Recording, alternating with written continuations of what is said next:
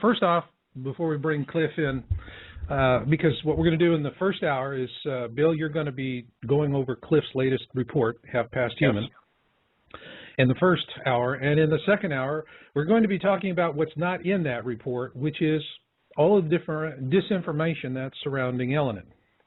Now, before we kick the show, I kind of want to make a where are we at assessment, because I'm getting a lot of email from folks, and you know, everyone's been waiting for this period of time when Elenin is in an inferior conjunction, which means it's between us and the sun, and the alignment has got folks concerned. In our video, what we said is that we were concerned about there being a solar event associated with this period of time. Now, what we do have right now is my wife, Yelena, has been following the Russian media on this, and before it is even translated into English, takes another day or so for that. And what Leonid Elenin is now reporting in Russia is that he is not able to see Comet Elenin in SOHO imagery. But then again, there's a lot of things we don't see in SOHO imagery, so that's neither here nor there. Meanwhile, in terms of solar interaction, I think there's a strong case for the electric universe now, because we have had this long period of solar quiescence. You know, it's like, where's the sunspots, right? And what we have now is sunspot 1302. This thing is so huge that it is visible to the naked eye when people are seeing the sun, like at sunset or sunrise. I'm getting pictures from people, and you're even seeing these naked eye observation photos on spaceweather.com. So it looks like the mainstream sites have finally caught up with us. That's different for a change. Now, the other thing is that we have these, the CME, this storm. It was a pretty strong storm. Now, yesterday, it was impressive for me. My wife is very supportive of my work, but she's the ultimate skeptic. I mean, and it's good. Kind of gives me a check and balance. But yesterday, we're going about, and we live in a coastal area right now. The weather is very pleasant in the 70s, low 70s. And the sun is usually, you know, a nice warm glow on the face.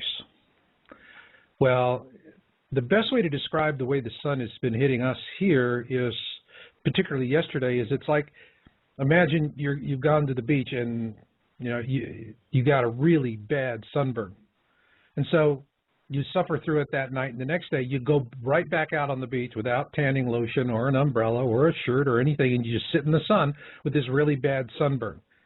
And that was really, you know, a good way to describe the discomfort and that we were having. It was enough that my wife actually, at one point, you know, took an intentional turn, took a different route, so that she could get us, you know, out of the direct sunlight falling on her side of the car.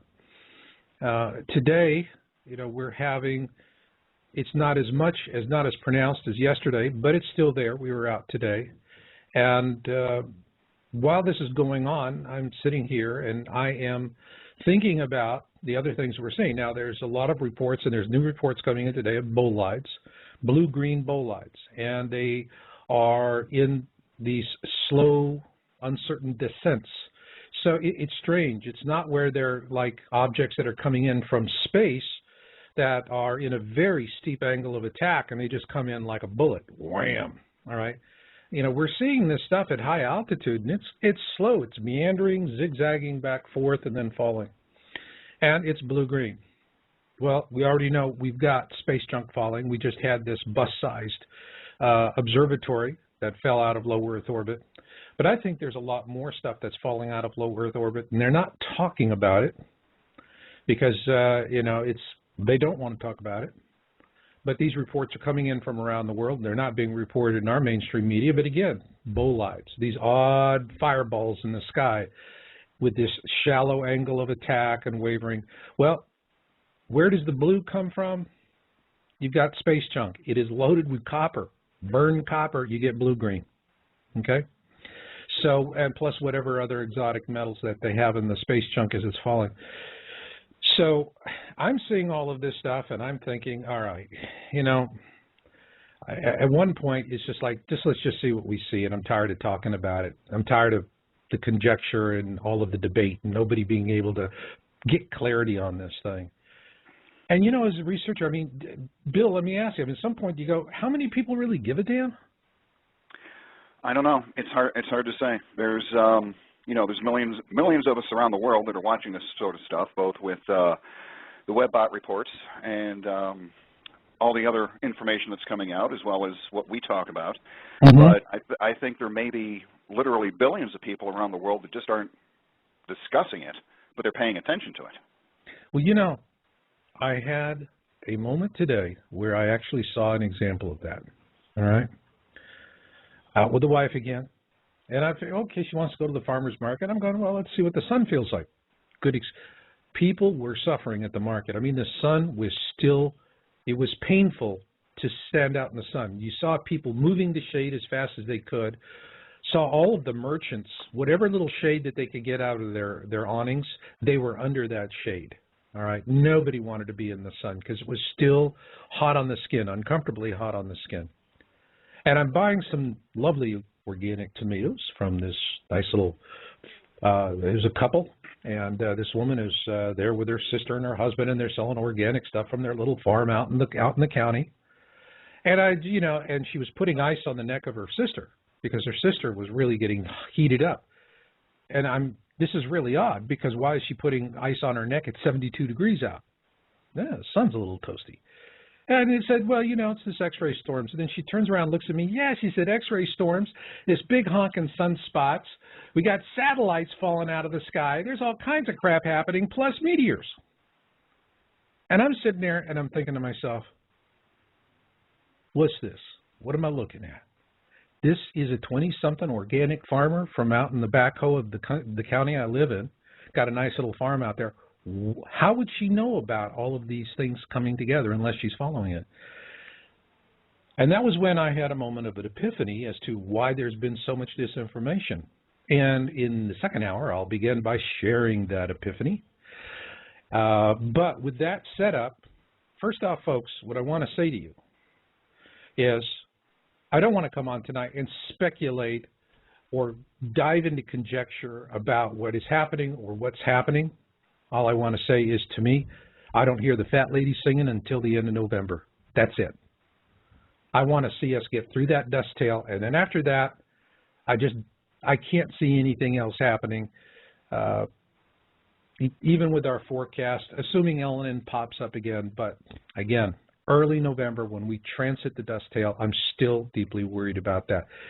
And as far as it goes for what's happened so far, frankly, it doesn't match exactly with any of the predictions I've seen from scientists or ourselves or anyone else. But one thing is very clear. In my mind, there is a solar connection between Elenin and Earth, because we're getting slammed with storms from a sun that hasn't had sunspots. 1302 is huge, many times the size of Jupiter, and if this thing merges up with the other two sunspots that are nearby, hell, Katie barred the door. That's it. We're in deep poodoo.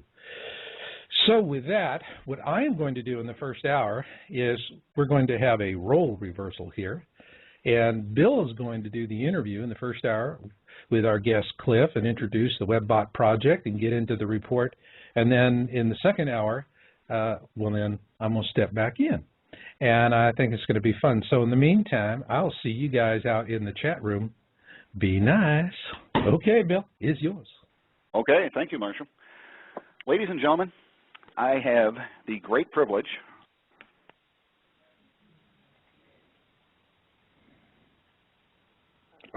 on the History Channel. His reports have been mentioned. He is the author of the older Alta reports, and he is the author of the current WebBot reports. I present to you the Yow Radio audience, Mr. Cliff High. Cliff, how you doing tonight? Doing pretty good. Thank you very much. Excellent. And Cliff and I share one great thing in common. And it's not an understanding of the WebBot report. It's not anything spiritual or anything personal. It is our love of pie. And I love mincemeat pie. How about you, Cliff? It's not one of my favorites. It's okay. I'm more of a fruit or a squash pie kind of a guy. So my favorite's actually, I think, Marionberry, followed very closely by O. Henry Peach.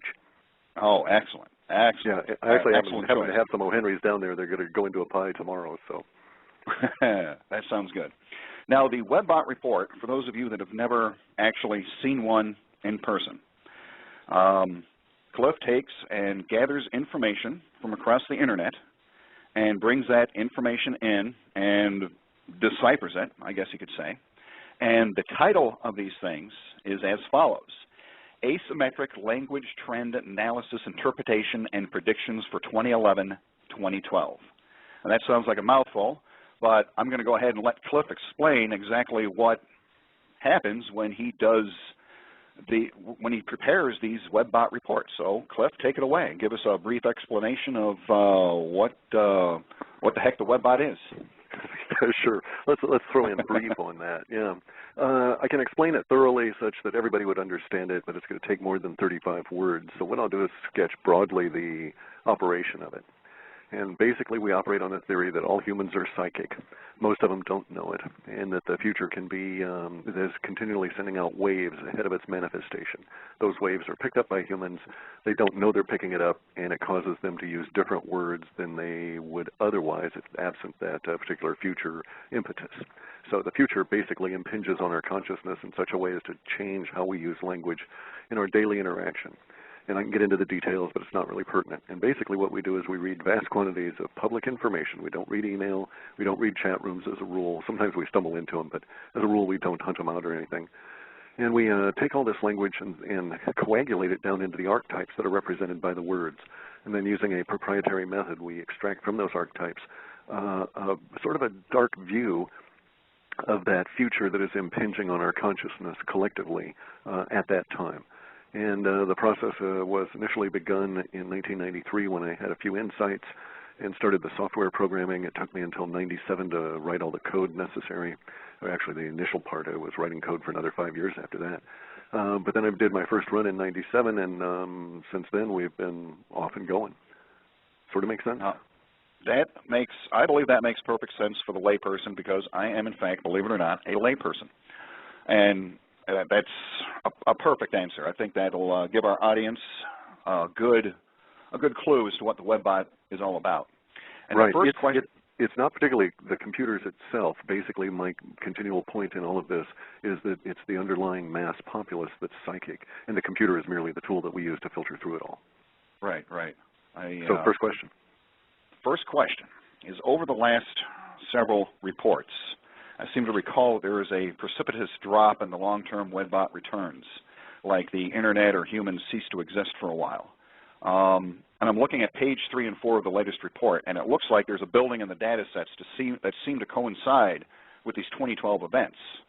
And it seems like the view of the WebBot's model space predictions move forward into the future predictions, specifically 2012, and you were seeing a data hole in 2012, and then it comes back online in 2013. Is that still the case? Are you still seeing that data hole? That's sort of a good description. What you need to understand is that the data hole that we'd perceived in 2003 was centered around 2012. As we got into doing our reports in 2005, the data hole was still in 2012, but we were closer to it.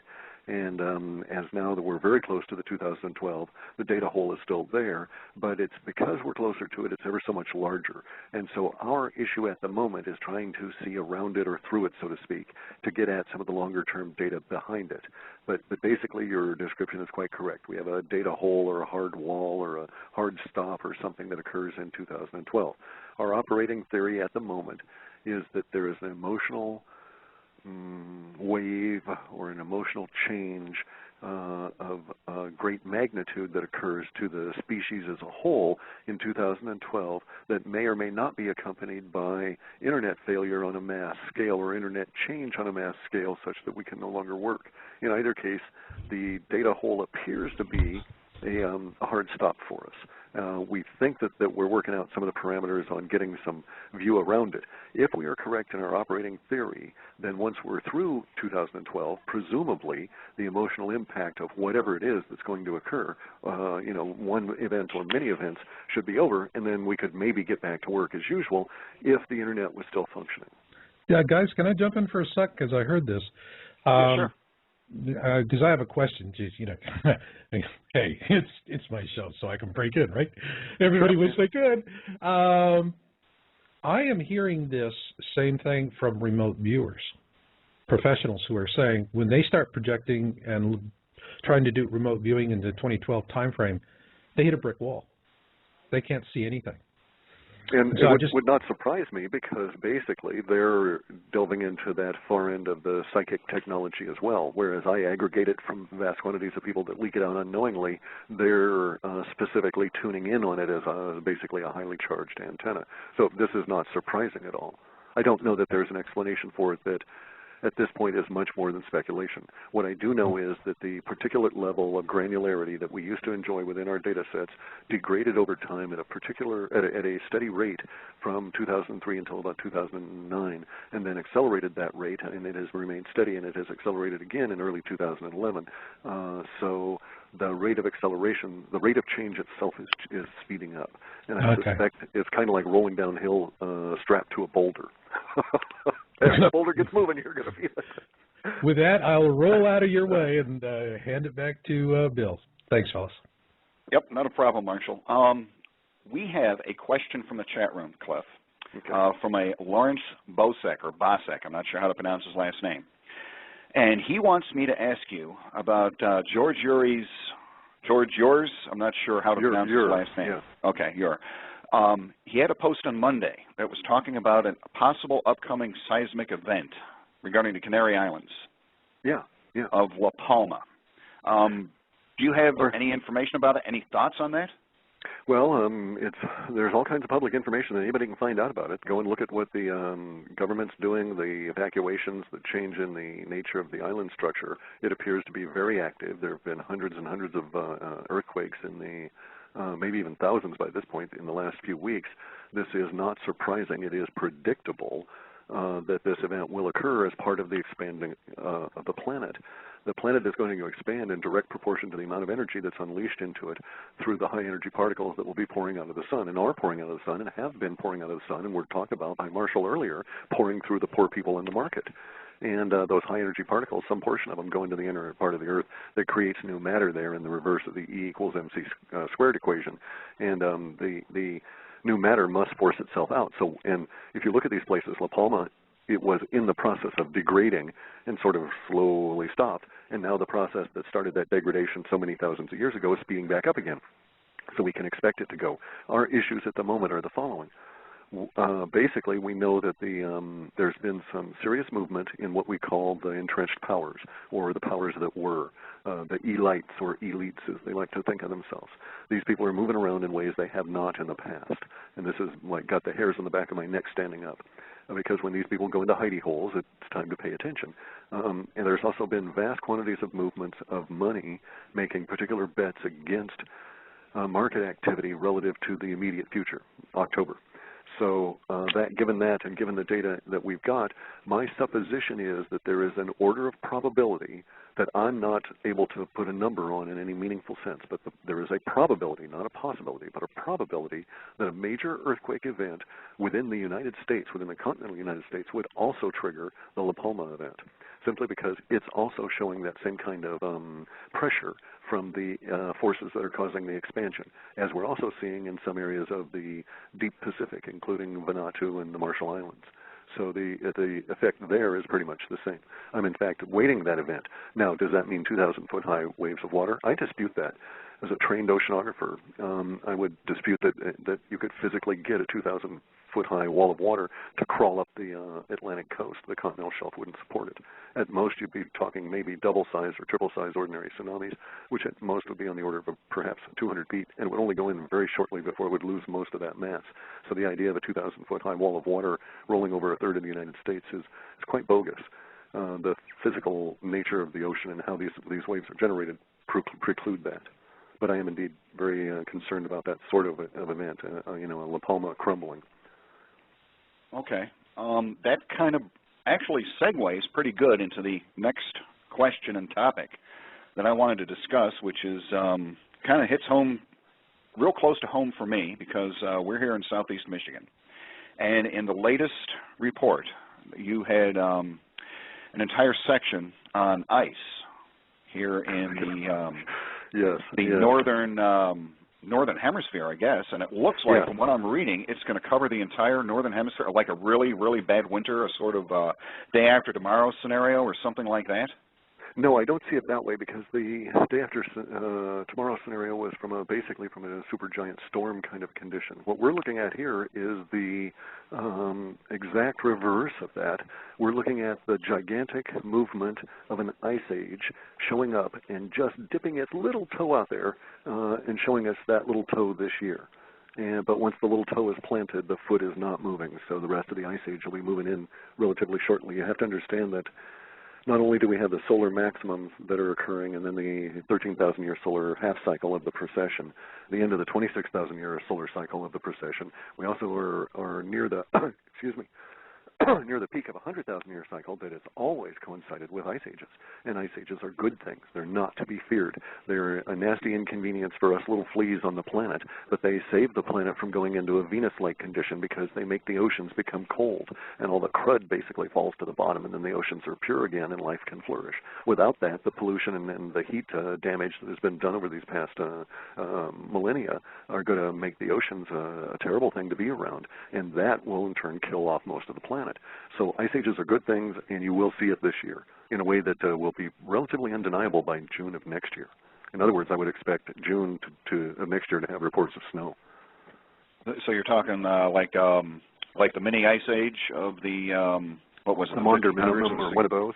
Yeah. No, it may be much more severe than that. The issue is, you have to look at things on an extremely broad scale. And so if you look at where we are within that 100,000-year cycle, there's also a 6.2 million-year cycle, a 62 million-year cycle. And unfortunately for us, that 62 million-year cycle, we're about to the same position, the maximal position that the Earth reaches in this particular sinusoidal wave as it goes around through the galaxy. Every 62 million years, we reach a particular peak. And this is when the dinosaurs ate it, for instance, right? And we lost all the dinosaurs, they say, 63 million years ago. Now, the fact that we're at and near that same spot means that there's going to be a fundamental change in the nature of the planet and all of the beasts that live on it. And so this ice age that we're going to see, I doubt would be considered to be a minimum. I think it'll be like a regular kind of an ice age. So a little bit more civilization destroying if we don't adapt. Correct. Yeah. But at the same time, we're gonna get this weird thing. The last time we went through one of these cycles on a quarter cycle of it, we lost all of the large mammals in the northern hemisphere, and you know, the giant sloths left us in South America and so on. So all of the saber-toothed critters, if you will, were the ones that left in the last end of this cycle. So I expect that we'll lose a lot of the large predators, that they will simply go extinct. On the other hand, we're also in a time of great mutation, so we'll get new species arising, some of which are going to be probably quite terrible to behold, because the conditions at the moment, what with all of the mutagens from the sun and the high-energy particles and all of this, it's going to be really a stew. You think the radiation from Fukushima will have any effect on those mutations, or is that too much in the background? I'm certain it will, because we're seeing it over here, and I can, you know, I mean, I don't turn on the Geiger counter anymore because it's too depressing to listen to all the stuff blowing over us. But the amount of radiation that we're getting at another level is so much more powerful that any effect that Fukushima would have would be relatively minor. Okay. What about the southern hemisphere? Are they going to be seeing the same thing? I'm sorry, what? The southern hemisphere, are they going to be seeing the same thing as we are, or is it just going to be confined to the northern? No, the Fukushima radiation is confined to the northern. It likely will take 50 to 60 years to reach a dispersion pattern where it's ubiquitously spread across the planet. But it's confined up here for a number of decades. But that's not going to be the issue. The issue, as I say, is solar radiation or you know, unknown energies from space, because we don't even have a clue. We can barely sniff out the electromagnetic spectrum and just know that there's stuff on either side of it we can't even see.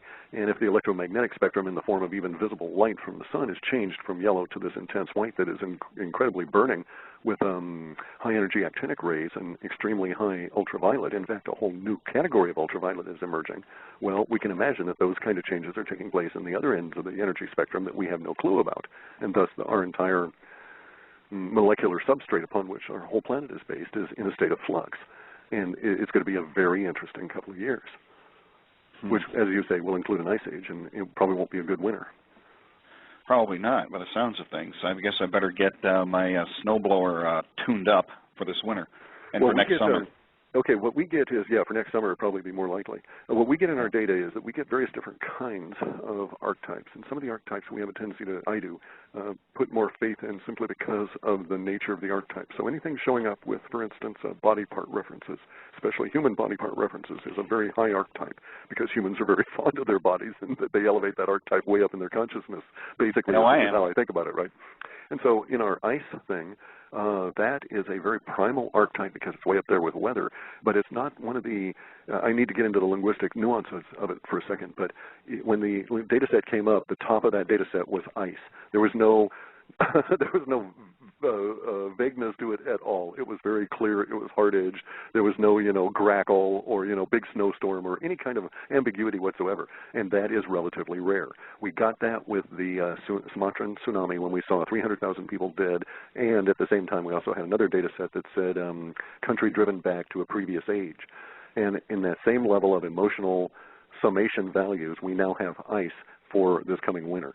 So, if you can get in that extra few cords of wood or whatever, it probably will serve you well.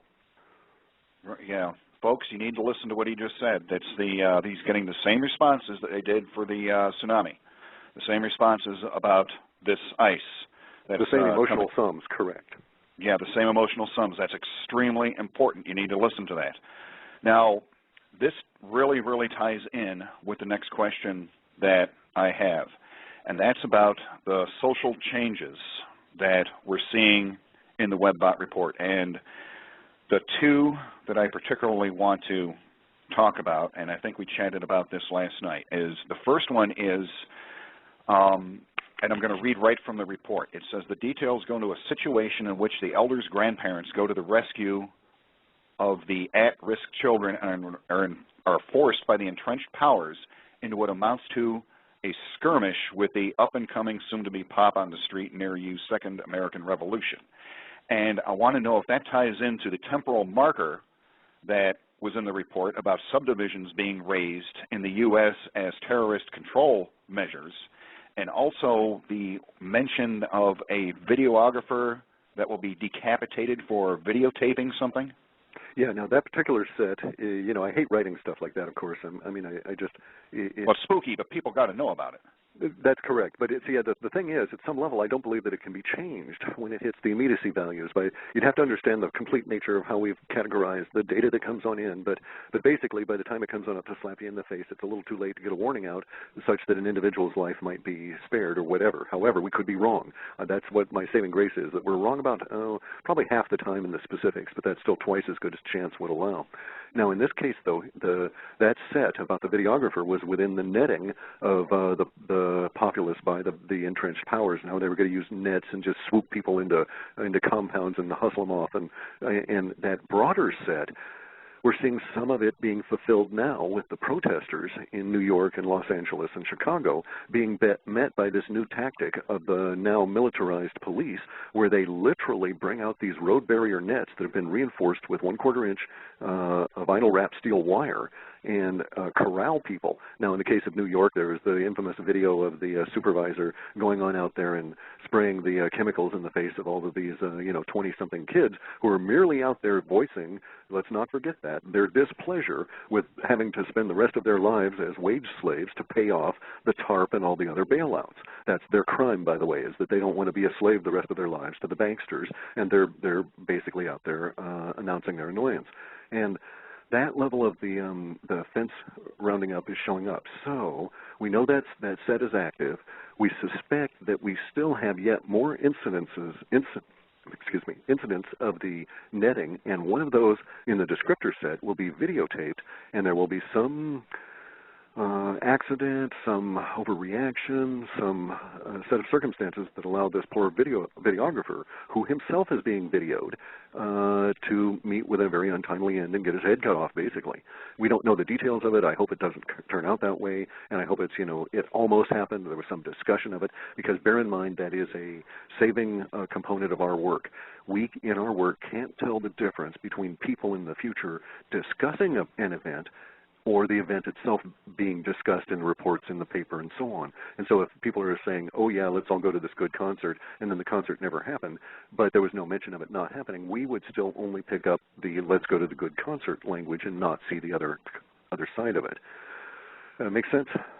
Yes, that I understand that. Hopefully the audience can it as well. get... It gets really involved and tedious beyond I don't even like discussing that. But let's get back to the question about the subdivisions. We've had a number of years ago, we've had this postulate by George Ure. He's an associate of ours. He had this postulate that makes a lot of sense, and the postulate is that the longer we see something in our data before it actually materializes, the larger the impact it's going to have on the social body at that time. And I think his postulate is good, and it stood the test of these last 10 years. And we saw that stuff, it's pertinent because we saw the data about the razing, the destruction of these subdivisions way back in 2003 without really understanding what was going on, because of course back then the housing boom was just really getting rolling then and had yet to crash 4 or 5 years later. And so that was a particularly powerful subset that is now maturing and had been pegged even in 2003 as showing up about this time frame. That is to say, the end of 2011 and into the early part of 2012. Now, part of the rationale that the powers that be will use for destroying all these subdivisions is anti-terrorism measures, various different ones, not a specific story, but an umbrella of various different anti-terrorism measures. But basically what they're trying to do is to have a huge amount of destruction so that they can then have a construction industry again and try and start the whole thing going. It won't work because of a bunch of other events that intrude, but nonetheless we'll have those the subdivisions being run over by whole crews. And in a sense, it's kind of like a throwback to the 30s when they came up with the idea of the construction corps in order to put all these millions of people to work. Here it'll be the destruction corps in order to put millions of people to work, because there just will be no other opportunities for these individuals. And it looks to be a quasi-militarized effort, at least being run by the Corps of Engineers. And not haphazard. These guys are going to go through, they're going to get every scrap of copper, salvage light bulbs, all different kinds of stuff. So they're not just destroying them, they're basically mining them for resources along the way. Okay.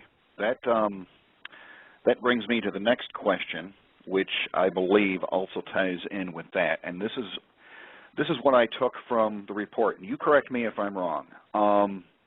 I'm just going to give you a few of the headlines that I picked up from this, and I think they tie together, but you tell me whether or not they do.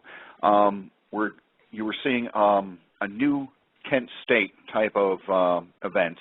We're seeing a market crash that takes months, commodities deflating, prices deflating, United States hyperinflation for a brief period, and riots followed by some type of a revolution.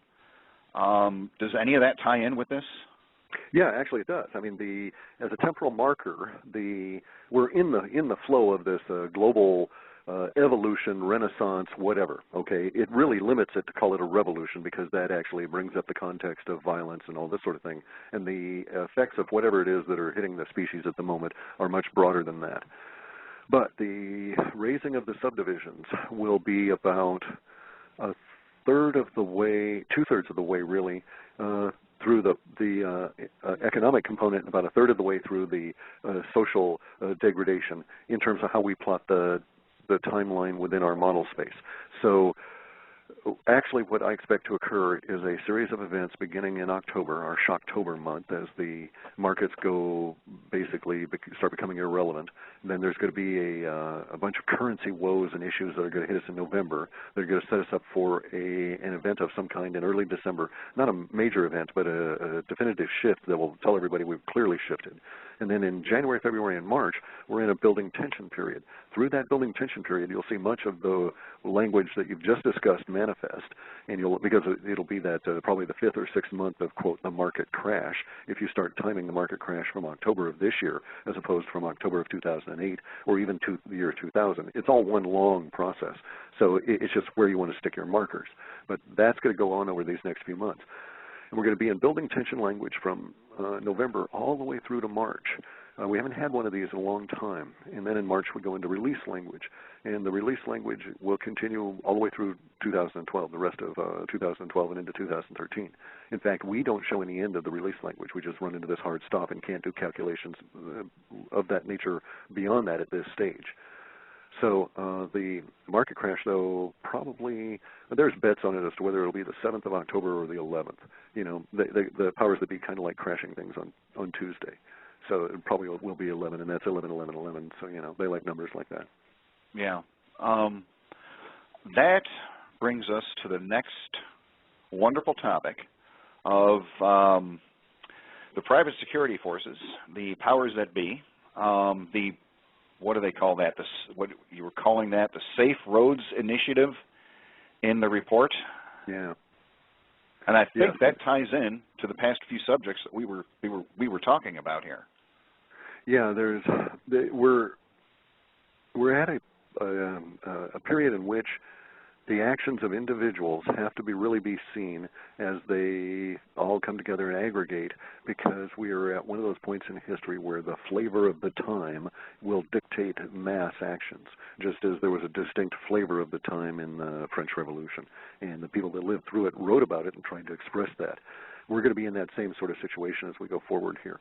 Part of this flavor of the time is the reaction of the entrenched powers as, A, they realize they are now entrenched, that's why I've changed my language in talking about these guys, is because that's what they are. They're entrenched. We're all out there. We're all awake now, waking up. We know it. We're all pointing at them. And they're all starting to get into little hidey holes and bunkers because they can't stand the light of day. And they must maintain a level of corruption, and that corruption can only be hidden by being occulted and hidden. I mean, it can only operate by being hidden. And so once it's no longer hidden, then they are the entrenched powers. They have power now, but the only way they can maintain it is to be out in the open and be brutal about it. That's where we get into these private security forces, because to a certain extent, they're going to attempt, that is to say the entrenched powers, are going to attempt to use the private security forces to maintain this illusion that we have a rational operating political system with truth, justice for all, that kind of thing, when in fact anything other than that is now the case. Because the powers that be will be able to say, oh, no, it wasn't us. It was just a rogue element of Xi or whatever Blackwater will be calling itself by that time, Xing or whatever.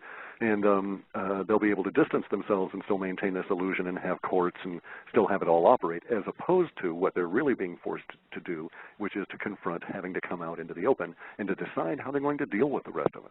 Are they going to attempt to be brutal dictators and force it down our throats, or are they going to, acquiesce to the changing nature of the time, which gets us back to that whole flavor of time thing.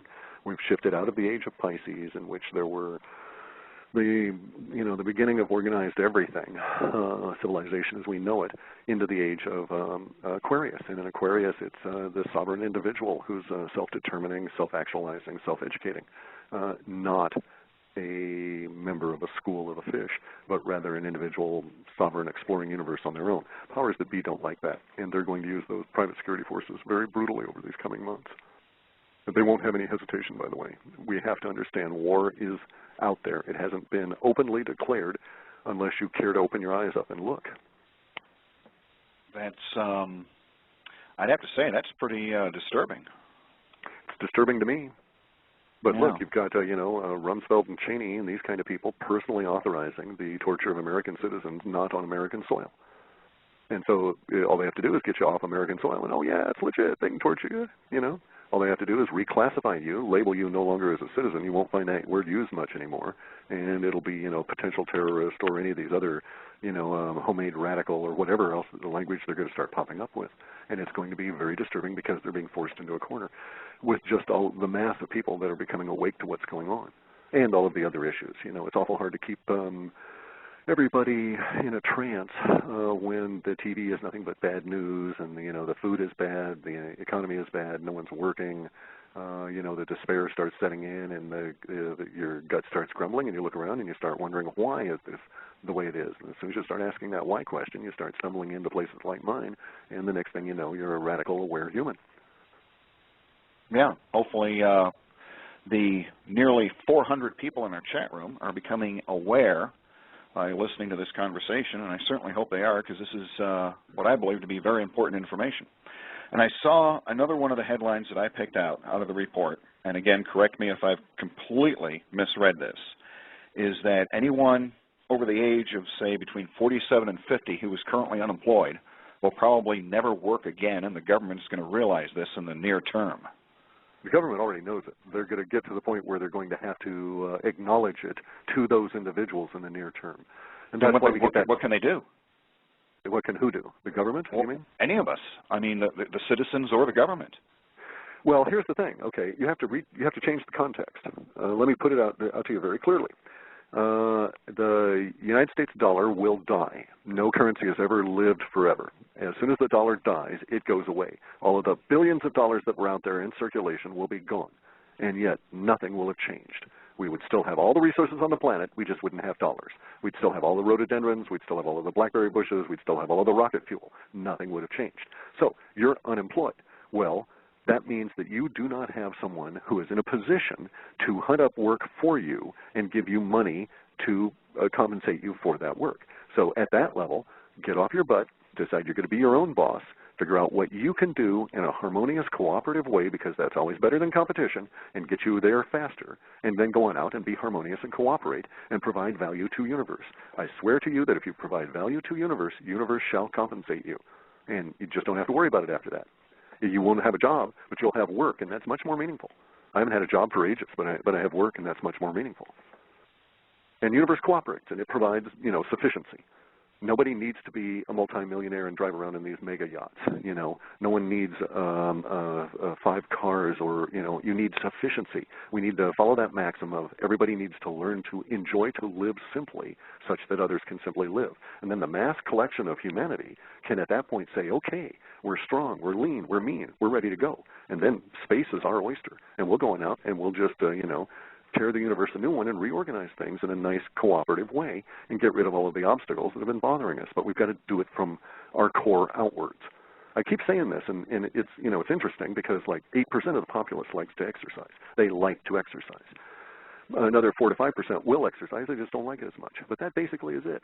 And the problem is that everyone could be in that category. They all have the same thing that everybody else does that likes to exercise and keep fit, etc. The only thing that they're not doing is they're not doing the exercise itself.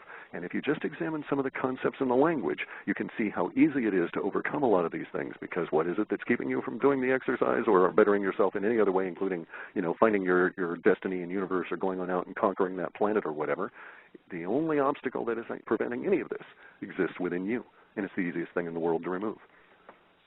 And that is another good point for the audience to remember, and a lot of us already do that. I think we can finish up this hour before we go to the top of the hour break and we bring Marshall in, because I am a proponent of the expanding Earth theory. I first read it on your website when you postulated it there, and I'm wondering if you can go into a little bit more in depth on the expando Earth theory, or if you see it as fact, that's fine, and how exactly it works and how it relates to these new sunspots and everything that's happening with the volcanoes and the earthquakes and all the weather phenomenon that we're seeing, and how exactly everything relates together for this expanding Earth. And let's do it all in a minute and a half, yeah. Okay. 10 minutes. We got 10 minutes. Oh, okay, no worries then. Hey, we can get a lot done in that time. Okay. The sun is its own energetic creature, and we are foolish to expect it to behave moderately in the sense of always being the same. And so the sun sends out various different kinds of energy in various different waves, and the Earth picks up on some of this energy. Some of it we use as light and so on, and we exist as a direct result of that energy. Much of it passes through us totally unknown and unaware, and a lot of it goes down into the middle of the planet. And it is my postulate that in the middle of the planet there is not a spinning ball of iron or any other metal, because molten or not, well, if it were in there, it'd have to be molten, and molten metal can't hold a magnetic field. Therefore, we know it's not molten metal. But it's indeed is plasma, and plasma generates vast quantities of magnetic field, and plasma is basically just highly self-attracting electrical energy of a very particular kind. And what happens, this plasma attracts this energy as it goes through the planet, and it pulls into this giant plasma reactor, very much like a nuclear reactor core, and the plasma ball gets a little bit bigger and a little bit bigger, only it can't expand because it's surrounded by all this matter. And so it's sort of like in a pressure cooker, and so it can't turn to steam. So what it does is it creates new matter, literally actually creates new hydrogen, helium, all the way through the periodic table, and then it shoves that, because of the pressure in there, it shoves that newly created matter up into the other matter that's all around it, and that matter has to go somewhere. So basically it's all working its way out from the middle of the Earth, causing us poor guys out here on the crust of the Earth to have a very rough time at the moment, as the Earth is going through one of its expansion stages. And you can look at all kinds of really cool things that prove that expansion exists, or have a tendency to provide evidence towards that conclusion, such as the height of animals on the planet right now. Tallest animals on the planet are 17 and 18 feet and are giraffes, and you get them an extra foot higher and they fall over pretty nearly dead because their bodies are not able to pump the blood up that distance. And so you start looking at the actual physical reality. If our planet was this size at the time that the brontosaurs lived here, in order to pump blood up to their head, they would have had a heart that occupied a space larger than their existing body, and it was huge. So we know that they weren't pumping blood against the gravity level that we have now, and you go through all these machinations and you come back to the idea that they lived on a much smaller planet, and that our planet goes through these periodic expansions that in the past have been misinterpreted by otherwise very intelligent and conclusive individuals like Hapgood and others as being crustal shifts. But the expansion of the planet means that the crustal shift theory is not necessary to accommodate all of the evidence that they had interpreted as crustal shifts. And we're, unfortunately for us, or fortunately, depending on how you want to view it, in one of those expansion periods right at the moment. So the Earth is down there creating all kinds of new matter, because the sun is up here creating all kinds of new energy and shoving it at us as fast as it can. We used to live in a yellow sun environment. We're in basically a white moving towards a blue-white sun. As that continues, our Earth will continue to take on more energy and will continue to expand. I think there's evidence that offers a conclusion that these expansion events are periodic in nature. They come every so often. They're relatively brief in the sense that probably occupy only 100 years or more, with a very intense period of perhaps 5 to 20 years, and then they sort of fade out. But there's no real way for us to anticipate just how much of an expansion we're going to encounter here. And it could probably will get very much more violent than it has. And this brings us back to all of the volcanoes. The volcanoes are in the natural vents. As the Earth creates more matter, it has to pressurize it. It creates new rock. And as I say, all the gold, all the other elements are being created in the middle of the planet. They're all liquid and being smooshed up into what we think of as the mantle, and eventually they work their way up here. And this is how oil is created, and oil never came from dinosaurs, etc. All the volcanoes as vents are spewing out the molten rock, which is under the pressure of the new material underneath it. So we can expect a lot more volcanic activity as we get closer to the peak of this expansion, which by my calculation is going to run from March of next year through November of next year. And I could be wrong in terms of the terminus. It may not fade off in November. It may go all the way out until May of 2013. But I have a reason to suspect that the brunt of it will be from March until November, which means that we can expect, perhaps even a volcanic winter, in the sense of so much volcano ash everywhere that it further exacerbates our already inclination towards an ice condition, and we end up with a really severe ice condition as a result of these two things occurring simultaneously. That's basically where we're at. Now, this gives me a second thought. Do you think, tie into the loss of the information that you're seeing? I do indeed, because I actually think they're tied together. Yes, and for a lot of different reasons. We know, or we are forecasting that there are going to be infrastructure damages at levels that people would not anticipate. So for instance, at the moment, I'm anticipating that the undersea cables upon which much of the Internet is dependent are going to get into a rupture state as a result of Earth movement that will make them almost impossible to repair. At least a couple of these cables. And so that will contribute, because it will isolate the Internet and it'll have to be rerouted, and I don't know exactly how that's going to work at the moment. But I'm sure we'll overcome those, but nonetheless, we are facing it. Now, somebody's bound to ask this, so I'm going to go ahead and climb out on the old limb of the conversation here and go ahead and ask this question. Somebody's going to wind up asking, what about the supervolcanoes like Yellowstone? What's the Yellowstone your is no opinion? longer, What do you see for that? Yellowstone is, okay, those are a spent force. All of the supervolcanoes were within a particular period of Earth's history. They have all, insofar as we're able to determine, exhausted the conditions that made them supervolcanoes. So at the time that Yellowstone was a supervolcano, there was a mountain range there that does not exist at the moment because it was blown into dust. All of the 12 or 14 giant magma pools that used to exist there are gone. They blew themselves out. So Yellowstone is just a spent, exhausted, mini little tiny series of volcanoes compared to what it used to be. Same thing as Krakatoa, same thing for Toba.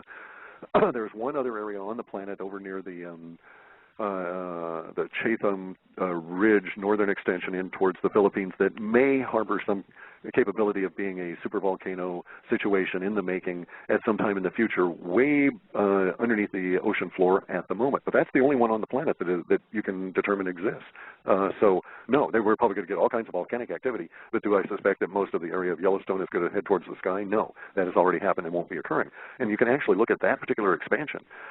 If you go back far enough into time and you look at how these expansions occurred, the ones that produced the supervolcanoes such that we ended up with, such as Krakatoa, that appeared to be the expansion at which we had ruptures that led to the formation of the oceans.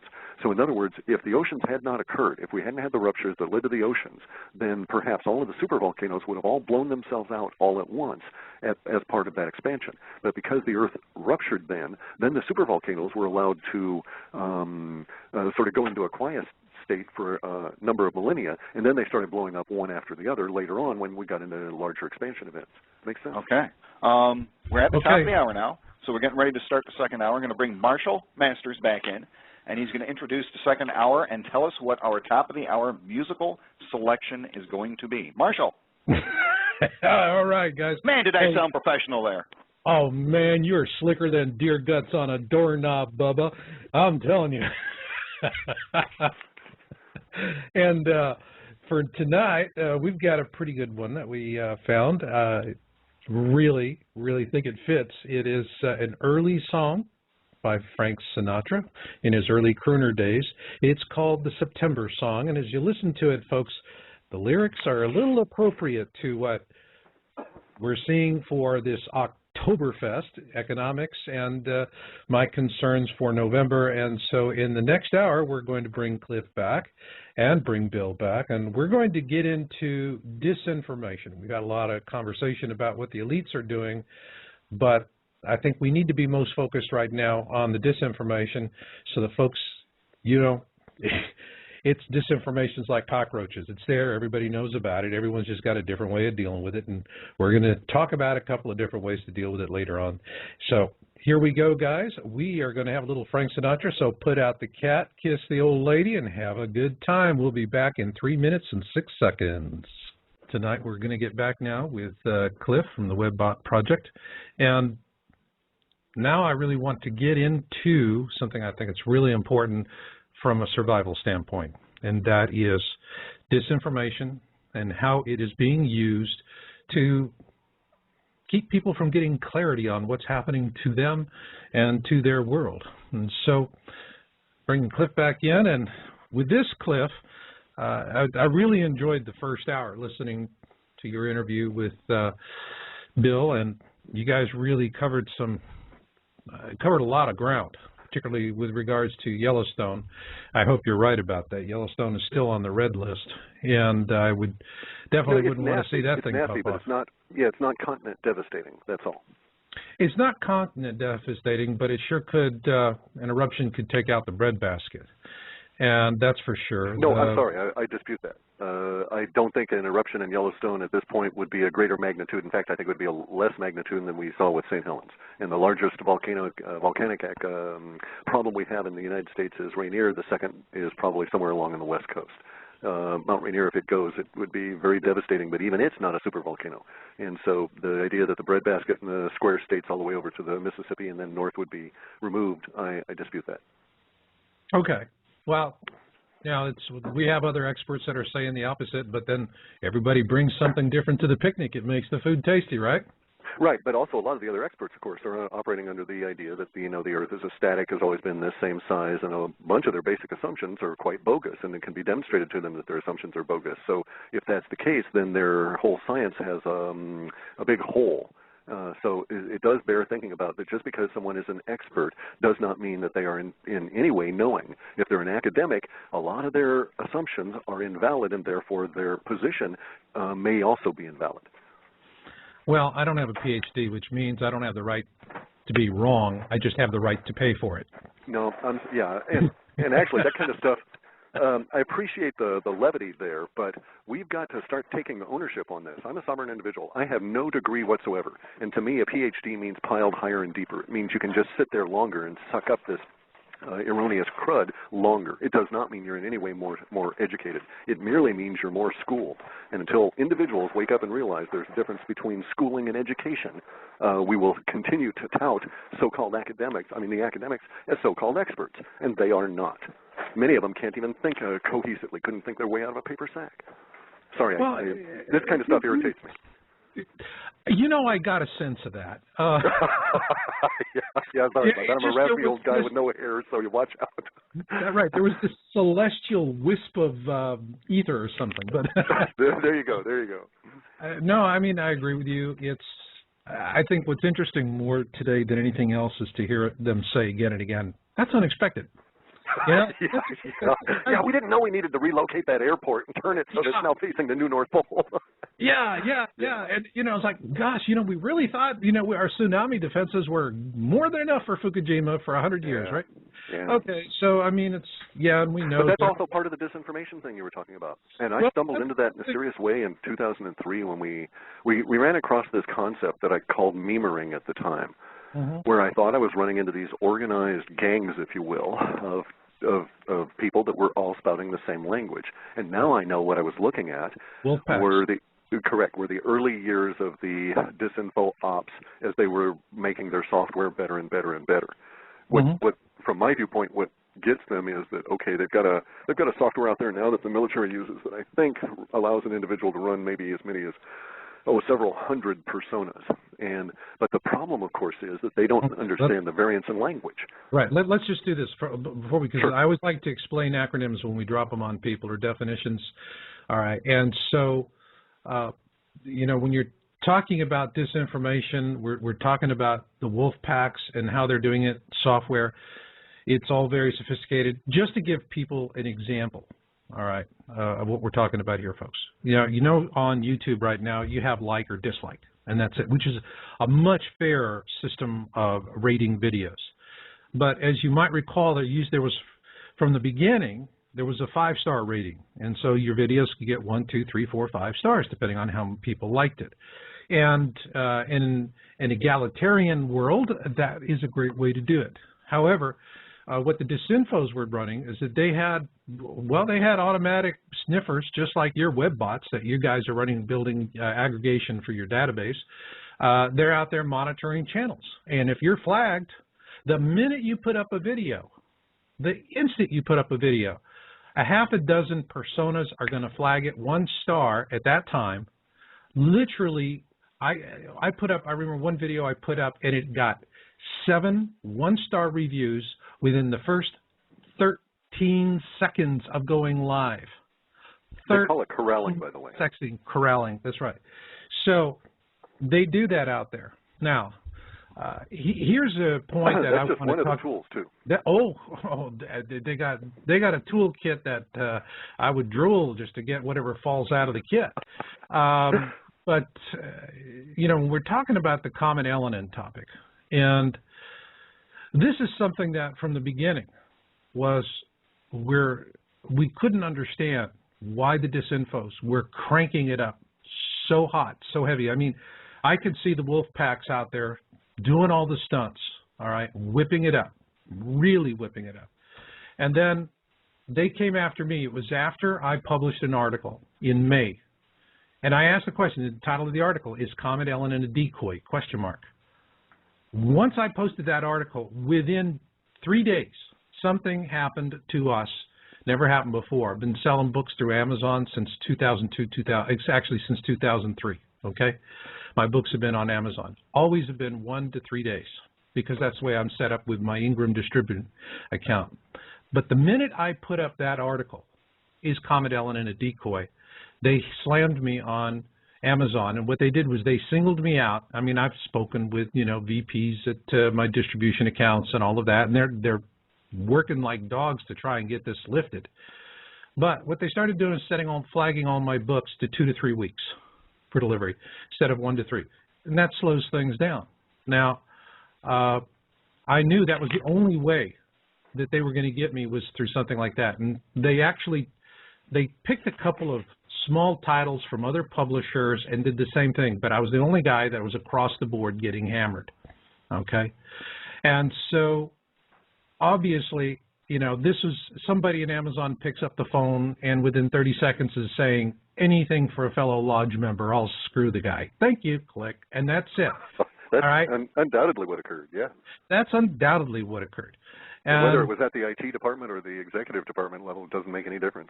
Doesn't make any difference. Once they do it, and Amazon will not, I mean, you know, Amazon will not explain themselves to Ingram. That was the most frustrating thing for Ingram. Well, but see, there's part of the problem. They actually have a legitimate reason for that because of the amount of proprietary theft and the system that they operate in. Even if they are honest brokers at the organizational level, then they have two issues they have to deal with. Dishonest individuals within their otherwise honest broker organization, you know, the fellow lodge member approach, and or their problem is that they're just dealing with proprietary software problems that are forced on them by the policies of our government. So they can't really reveal it because their software isn't patented and all of their processes and so on. And in fact, you know, your thing was a 1 byte. They turned 1 byte on, and that was what altered your delivery issues. That's it. I mean, but that's how, in other words, that's how they do it. So, fine. If it weren't for the fact I sell my books directly and I were a regular publisher, like most authors, I mean, I see regular authors out there, and they're the one-trick ponies. They will come out with one book, really killer, and then boom, they're gone like methane in the breeze, and they're, you know, they're moonwalking backwards out of their topics because they've got, it's so easy. There are so many middlemen that it is just all too easy for the elites to nail them. But you know, and I'm just not, you know, and I'm not mentioning it tonight because, you know, folks, you know, come cry, you know, I want to go cry on your shoulders. Hey, you know, like they say in the movies, Vinny, this is their life we chose, right? You know, that's it. You're gonna be honest and truthful, and you're gonna report on these things. Someone's not going to want you to do it. So you just got to, you know, you deal with it and you keep going until someone shows up one day and puts a 9 mil through your brain pan.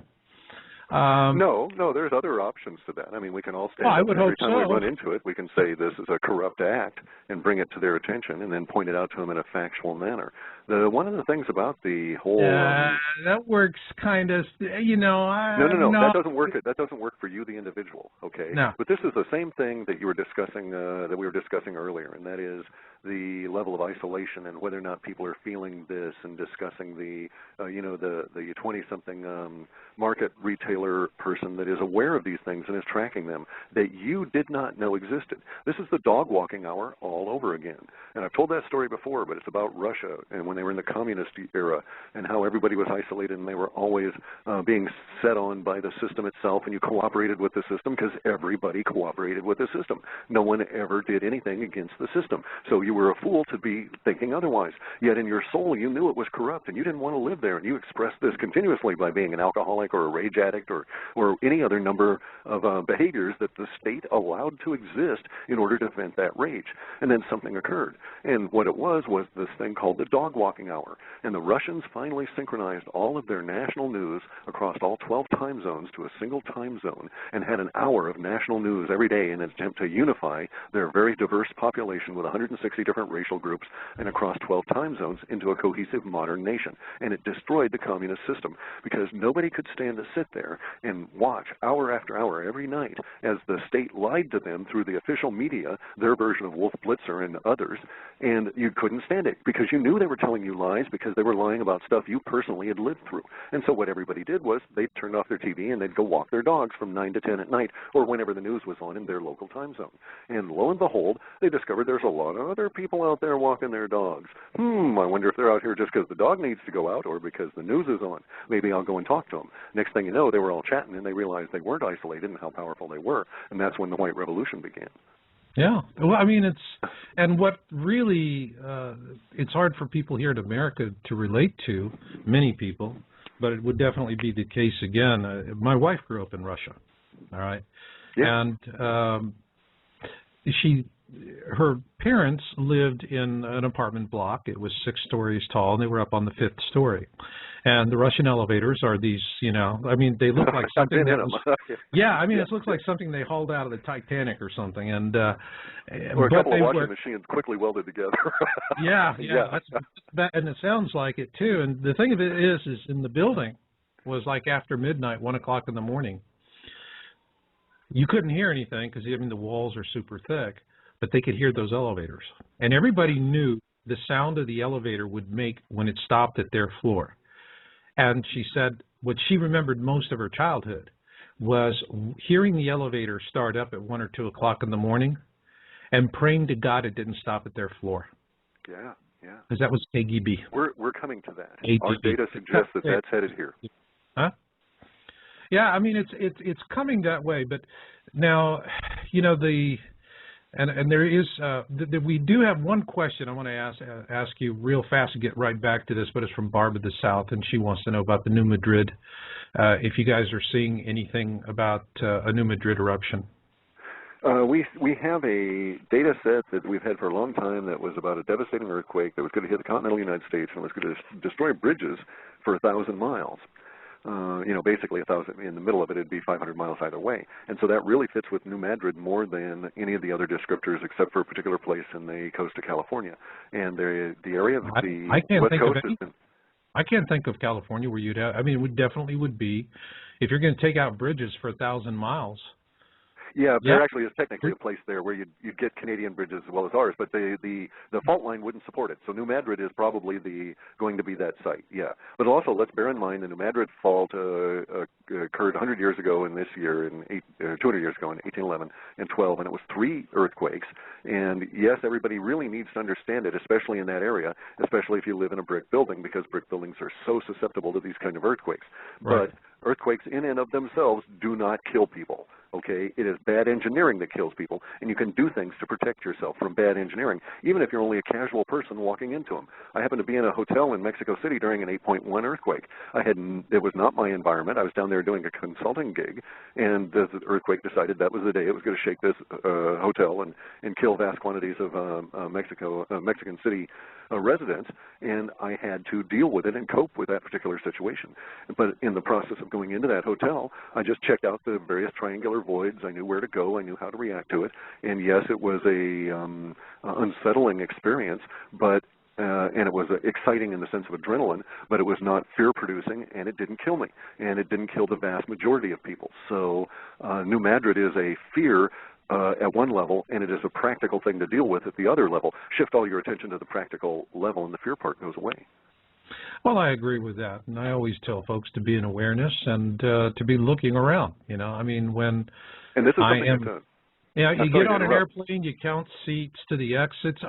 It's just common sense stuff, but we just don't do it as we used to anymore. But there's also one other thing, though, and that is the particular area of New Madrid. Under the current conditions, we have what's known as the 220 million person corridor of the eastern United States that will be affected and was affected by the Virginia earthquake.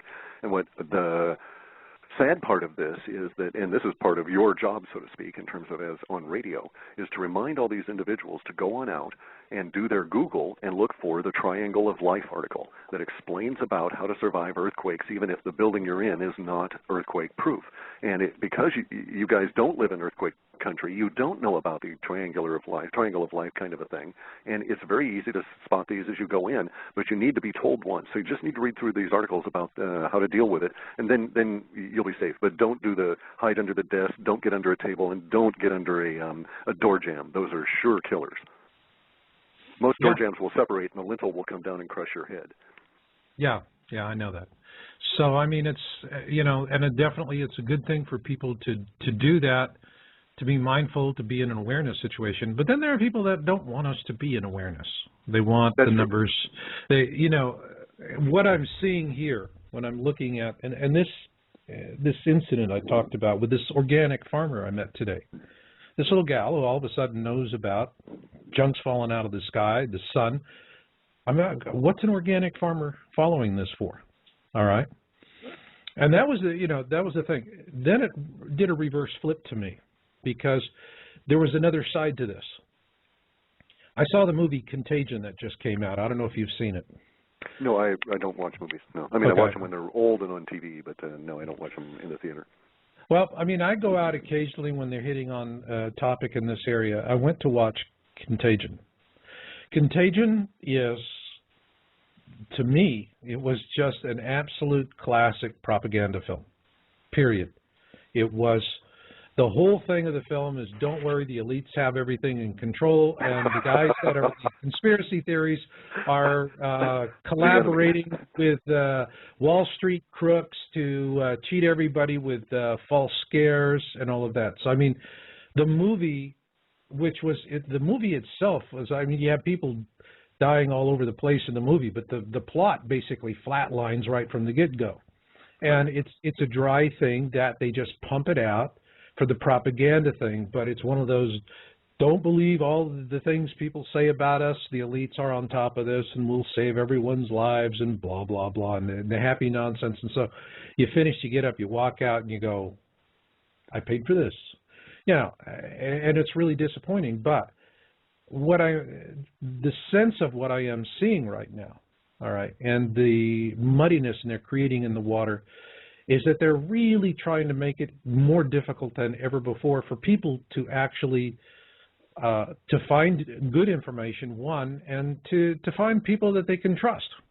Most especially they're people, successful in the latter, I would agree. Yeah. I would dispute that they're successful in the former, though. I think that they're fighting a losing battle, and they're well, now very that. much aware of it. Yeah. Yeah, they know that. I mean, what I have seen, Cliff, is they're getting reckless compared to desperate. Yeah, desperate. That's what produces the recklessness. Yes. That produces the recklessness, and it's they're having to slap the Band-Aids on faster than they can pull the adhesive off the paper. Okay. That's correct. Yes, they've really got issues going, and it's degrading around them quite rapidly. And I actually didn't ever think it would reach this point. And it's very thrilling to be living in it right now. And over this next month or so, if we were to have the same interview a month from now, the questions would not be at all the same. Thrilling? Oh. You are the past master of understatement. Yeah, I try my best, but it is truly. I mean, it's quite thrilling. It's really exciting. We were all looking for a really exciting life when this one came along.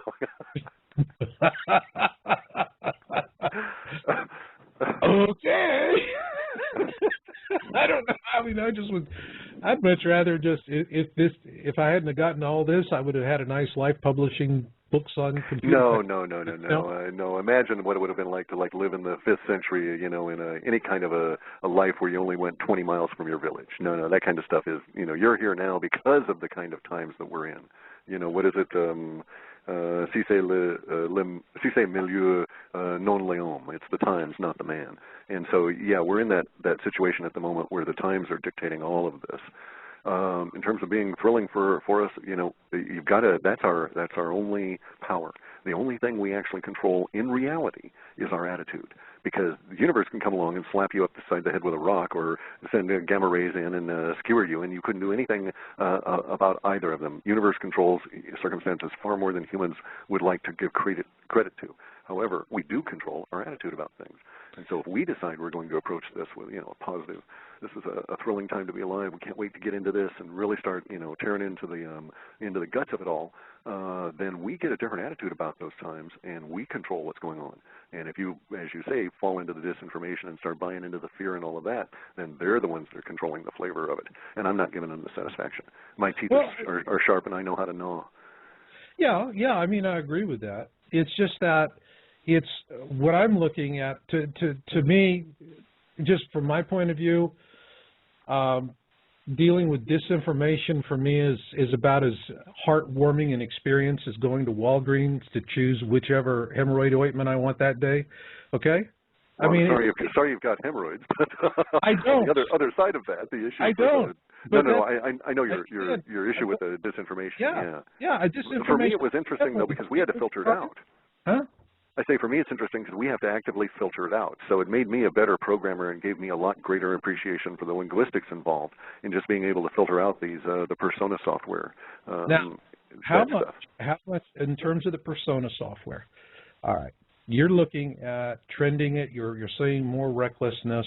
The question is I mean, it's definitely on the uptick.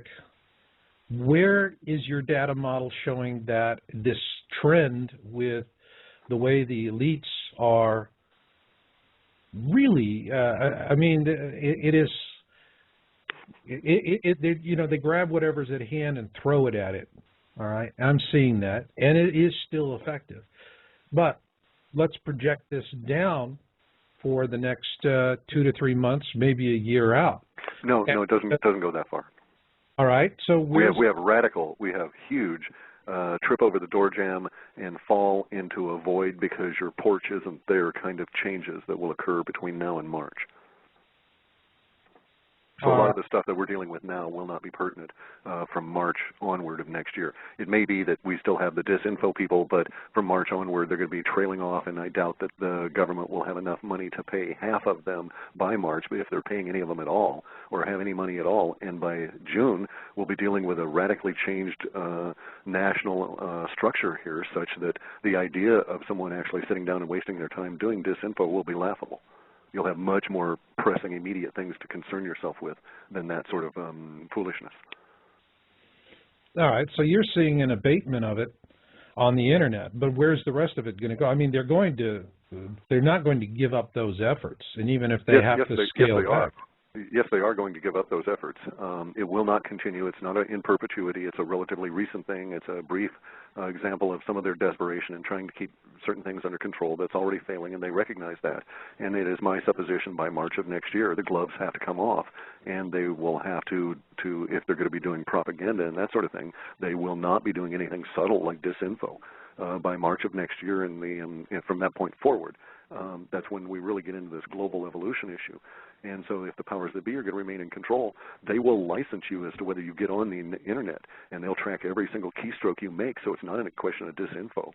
I mean, look, the Federal Reserve is writing software now. The Federal Reserve banksters, a criminal cabal that is owned by people that do not even exist or are not citizens of the United States, that are foreigners. They own our money. Our national debt is owed to foreigners, and these people have the gall to let out a request for programmers to program software to run through the internet to find out what the sentiment is that you have about them, such that the next action they could take would be to declare your sentiment to be treasonous.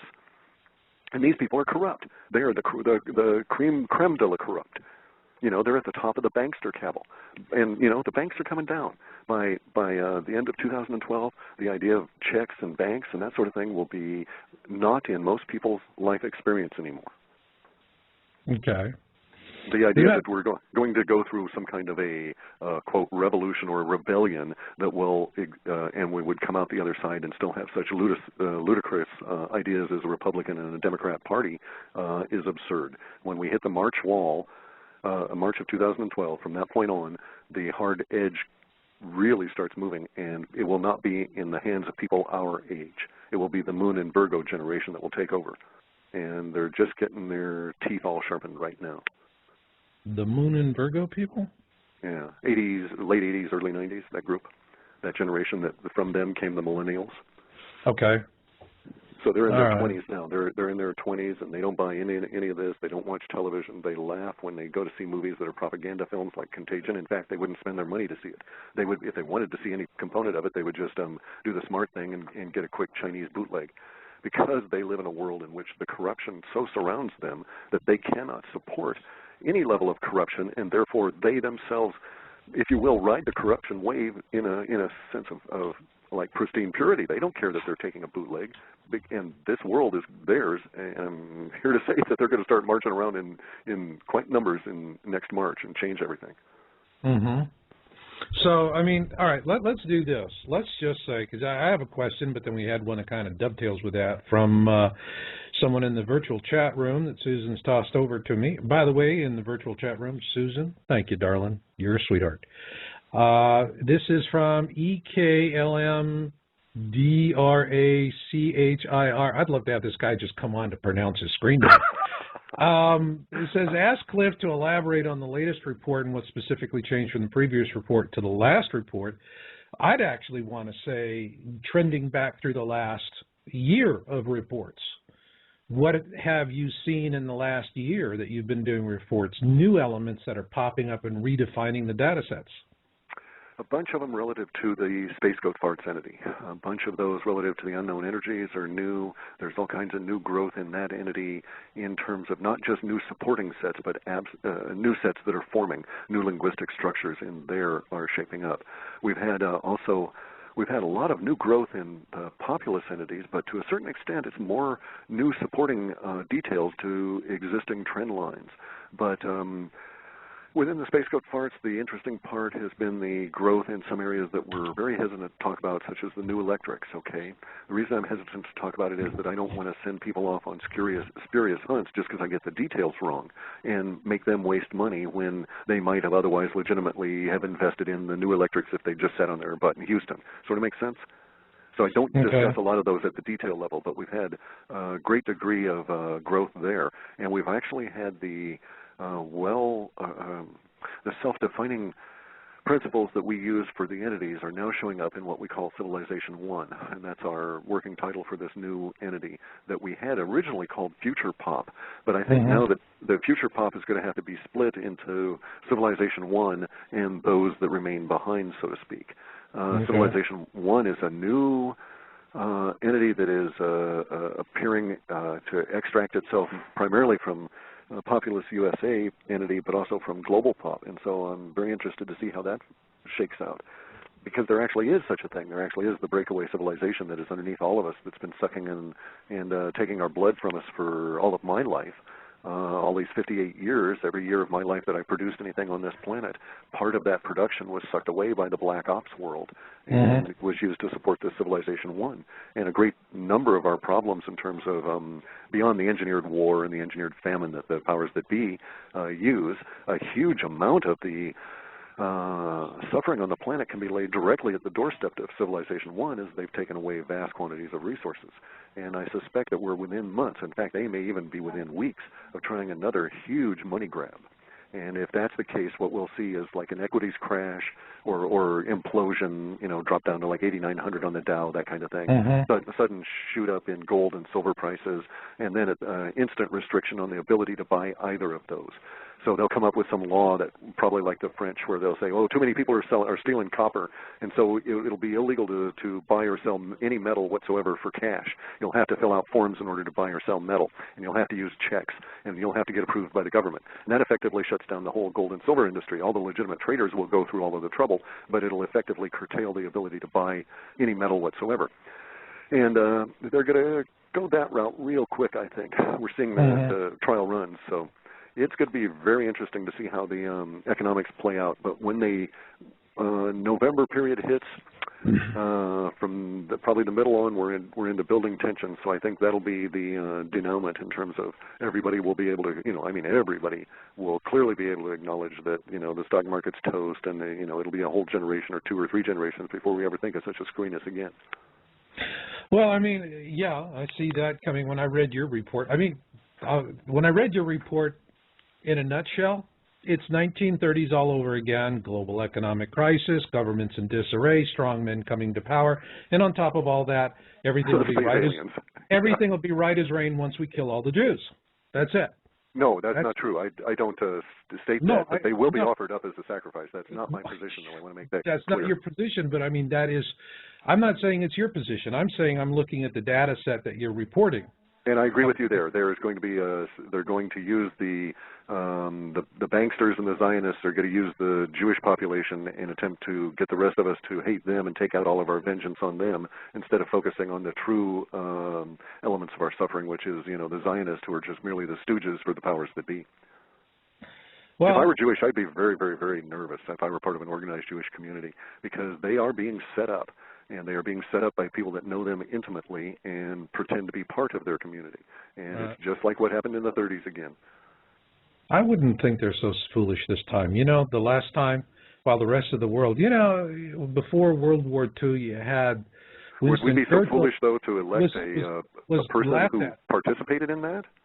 Now, what the point I'm making is up to prior to World War II, you had Winston Churchill published editorials about Hitler, condemning him, and the British media didn't really particularly like that. They were saying more glowing things about Hitler than what Churchill was saying in his negative commentary, all right? So we see the same thing, you know, the same patterns repeating itself again. And what you really find out is that the people that are saying the evil things that everyone gets excited about are the ones that are going to do evil to everybody. That was the lesson from back then. It was the reason why Churchill was swept in, because the guy had a clear bead on what was happening. As far as it goes for Israel and what's happening there, I'm not actually worried about them. I'm not worried about them. I'll tell you why. In '73, they got caught with their pants down. Okay? Literally got caught with their pants down. I was in the Army at the time. I was in the National Guard. My unit was put on reserve. We couldn't leave the state because during the '73 war, Nixon was actually getting ready to send us over there because we were a desert-trained unit. All right? And so, I mean, I was familiar with that, but we were familiar with what happened and how the Israelis had been lulled into a false sense of security. And, you know, the Syrians were very good at it. They would pull their tanks up, set up positions. It does no good, though, to put us back to there. The times of '73 are gone. But no, not for Israel. Because yes, they are. Yes, they are. Look at what's going to happen next year. Israel is going to lose 99% of their military budget when our economy takes a nosedive here in November. They're already planning on a 60% military budget cut in Israel.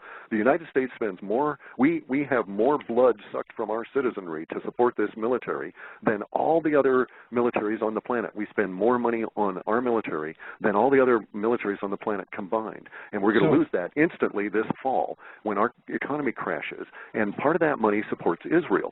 Israel is, as a state, is a Rothschild invention created to be destroyed at this time. And so they will do and be treated as the Rothschilds, the Bauer family, decide they shall be treated. And so the Rothschilds had decided they are going to be sacrificed again this time. What I'm really worried about is the potential for a radical theocracy movement within the United States during the social chaos that would tend to focus on the Jewish people here simply because of the disproportionate number of Jews in the elite establishment and in the banks who, true, the banksters are criminals. I don't care if they're Jewish or not. They're simply criminal first, and they need to be dealt with. And they will be dealt with in the course of this, but there will be an attempt to castigate the Jewish population, unnecessarily, or from the part of the viewpoint of the powers that be. They've got to do it. They've got to have a scapegoat desperately because so many people now know the names of the powers that be, and we can find out where they live and all of this kind of thing. And pretty soon, the nut jobs who are starving, and otherwise we think of them as regular humans who used to have jobs and families and houses, but these nut jobs are going to be classified as homegrown terrorists and have the Blackwater kind of group said about them. But believe me, there's millions and millions and millions of these people that are going to fall into that nut job category, and the elite are not safe. And they will do anything they can, including mount a massive campaign against the Jewish population to get this bloodlust out, rather than have it focus on them. Well, I don't think they're going to be successful. I doubt that as well, but we won't want to live through it because even being your exciting times are not going to be so exciting. Your exciting times are not going to be so exciting. I'll tell you what, man. Yeah. If you think Israel is going to get caught with its pants down, economics, whatever, they know it. Anybody, if economic suppression. Look, they did that with Iran. What just slows them down? Did it with Sadat? It doesn't slow them down. They did it with Gaddafi. It doesn't slow them down. So you throttle the economies. There's always money for a bomb. But the point here, and I think what a lot of people miss, is it goes back to perestroika and Gorbachev. And he opened the doors and he said to the Jews in Russia, you can leave and you can go to Israel. And he didn't restrict it. And Russia lost a good chunk of its top theoretical weapons engineers in every field. And if you think those guys are running falafel stands in Tel Aviv, you're naive. No, I Okay? used to work with some of them up at Microsoft. I know Right. exactly what they're doing, and I'm not So, naive. But my yeah. naivete does not include a worship of Israel as a state, uber all. I do have an expectation that the world is in a state of massive levels of change, and Israel will not be immune from that. Neither will the United States. And to sit and pronounce that it will be simply because you have a basis No, it's not of a going to. It's feeling as not going to opposed be to immune. understanding. It's not going to be. No, it's not going to be immune. Everybody's going to hurt. The point here is that what I see is the same lead up to World War II with its insanity, directed hate, all right? But in the final analysis, it's not even about who wins or who loses. It's who's left alive, okay? That's not true. That is not true. In the World War II, the powers that be won, everybody else lost. In World War III, the powers that be will win, everybody else will lose. If you fight in there thinking, if you are fighting for the state of Israel as a patriot, you are fighting for the House of Rothschild, you just don't know it. You're a deluded fool. If you are involved in fighting for the United States of America, thinking you are propping up our corrupt dictatorship against the terrorists of the evil Muslims, you are a fool. You are being deluded into killing people for the powers that be. War is a racket. It has always been a racket. I was born into the military. I spent 17 years into it. I saw it from the inside, and I'm smart enough to have educated myself into its complete, or not even complete, but just even half of its ramifications, and I know it's a racket. The idea that Israel's going to be exempt and they're going to win forever and all of this, I'm sorry, but you are deluded. No, I didn't say that they're going to win forever. No, but you're under the impression that they can survive without a military budget, and 60% of their military budget goes away already by agreement as of January 1. And I'm to say to you that we will not, as citizens of the United States, starve ourselves to keep Israel propped up when our economy goes bluey here 3 weeks from now. Well, then, time tells. It will indeed. And I think from the 7th of October onward, we need to be very, very, very vigilant here. And I'm not angry at you. I'm angry at these assumptions that we need to do things like provide Israel money, to give them money. We need to stand up to every Jewish person around and say, wake up to Zionism and understand what your role is in that, as we need to shake every American and say, stand up to the corruption that is fascism and understand your role in that. We're graduating more people right now that can control predators and drop bombs with no moral ramification and no risk to them than we are pilots. Our goal is to get people here that are so good at video games to do this predator thing. It is no accident that Nintendo and all of these other companies were given policies by our government to encourage them to bring in foreign workers to get the level of the video games to what we might as well realistically call simulations, so that we can educate our population from age 2 onward to become killing machines that will do so with no moral consequence whatsoever, not even a thought of it. And they'll do so at the request, at the instruction of the powers that be, and not even think about it. Push that button, drop that predator. You don't care if it hits a village in Afghanistan or someplace in Cincinnati. You can't tell the difference. You just are responding to a little video game. If they put up a screen that shows that your predator is over Afghanistan, but in fact it's over Cincinnati, and the targets can be made to look similar, you'll never know. And that's the world we're entering into. And to think otherwise is delusion. It's not business as normal. Well, global war has been declared. David Icke is perfectly correct. Global war was declared years ago, and you only have to open your eyes up to participate in it. And you're participating in it with your eyes shut. Even when you have them shut, you're just, cannon fodder. At least with your eyes open, you can do some twisting and dodging. Okay. So where do you see it all ending? I don't look for an end. I'm not an absolutionist. I'm a human. Time goes okay. on and stuff, right? So you're looking. It's a struggle. Let's say it's a struggle. You're looking a year down the road from now. Right. A year from the road from now. Where are we at? Give us a picture of what the world looks like a year from today. Okay, in October, November of next year, we're going to be facing a huge amount of solar energy levels that are even greater than what we're into now. And we will have gone through a year of starvation because the food crops of the planet will have been withered. We'll have had weather go really crazy. We will have had massive levels of earthquakes that will have added to the Fukushima effect, with dozens of other nuclear plants going bad, and many of them starting to get really bad and spew stuff out. We'll have had social unrest spread across the northern hemisphere, except for areas of relative stability like Russia. The United States will be in chaos. China will be in chaos. Japan will be in chaos as many portions of their population flee the increasing devastation there. And that's the background against which we'll all be operating and trying to make some level of new normal in the way of a life through this. the radiation levels will be high. We'll be having levels of mutation. Our infant mortality rate in the United States is due to Skyrocket in 2012, but it's only a precursor to what's going to happen to the rest of the northern hemisphere, and so on and so on and so on. All right. Now, what is the causality driving all of these natural changes? I don't know that. I mean, at an ultimate level, I can't know that. I'm merely a human trapped in materium. How could I possibly know that? It's not knowable by any human. Now, if you want to talk about any individual level of change, we can speculate on some things, and we can deduce some things from evidence, but can we know it all? No. But you just talked about a whole series of natural disasters, all right? Sure. A lot of the natural disasters are all pegged on the sun.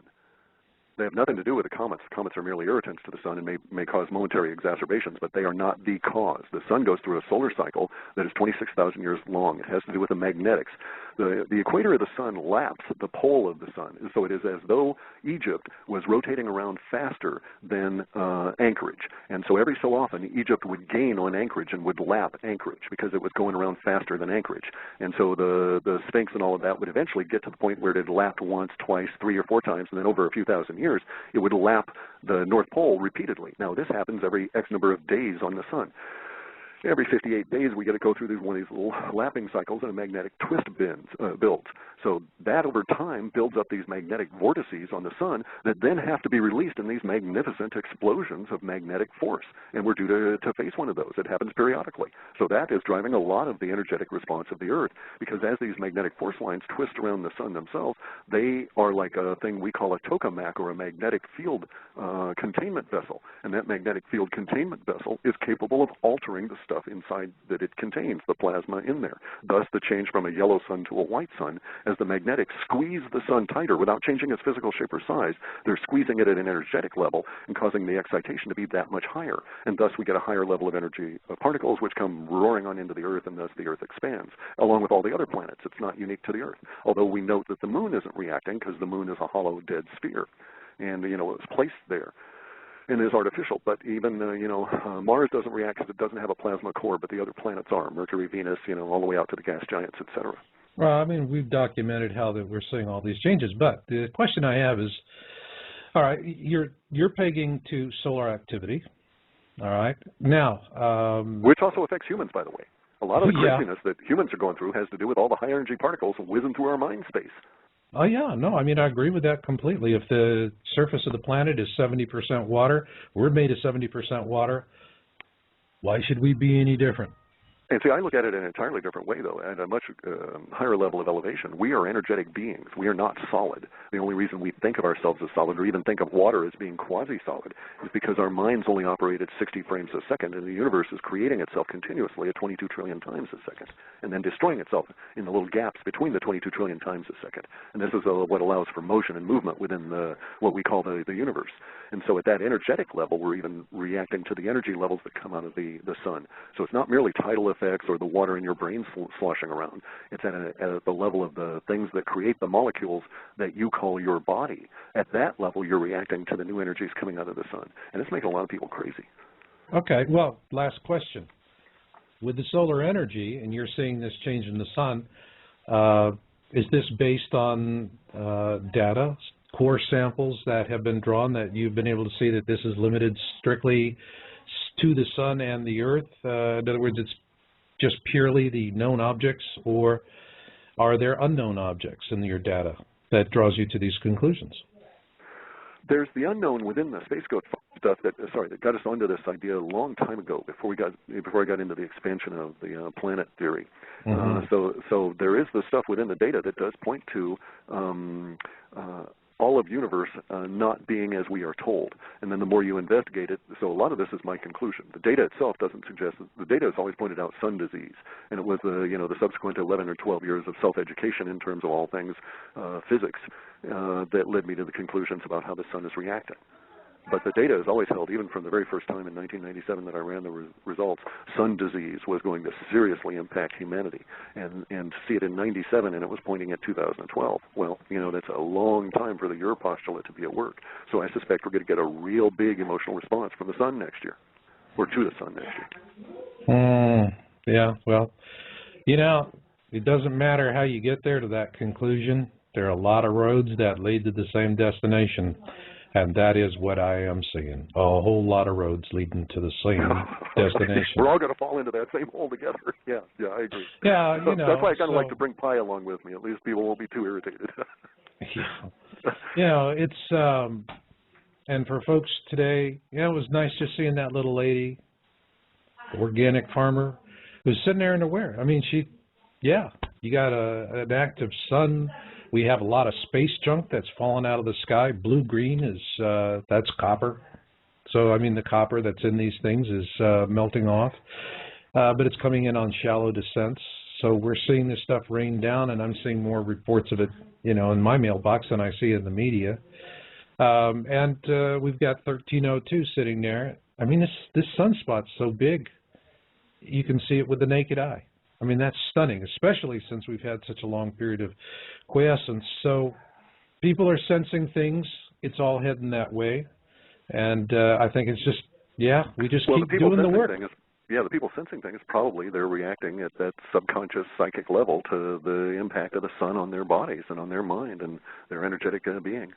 And I think you're quite correct. We're all being swept along, and it's kind of like, I have to apologize. I get all whipped up. I'm an old bald guy, and I get raspy and irritated about some things simply because I'm old, I think. But we're all being swept up into the same little bin, and it's kind of going to be real interesting from my viewpoint because we only have a few weeks to go before the larger mass of the populace is going to open up their eyes and basically say, what?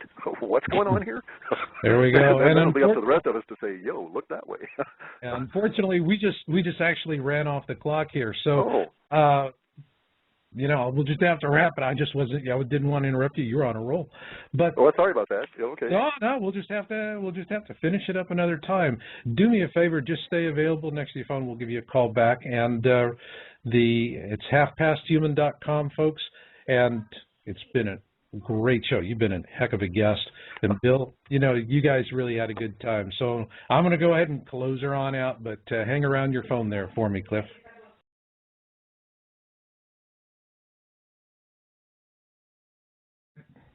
First off, before we bring Cliff in, because what we're going to do in the first hour is, Bill, you're going to be going over Cliff's latest report, Half Past Human, in the first hour. And in the second hour, we're going to be talking about what's not in that report, which is all of the different disinformation that's surrounding Elenin.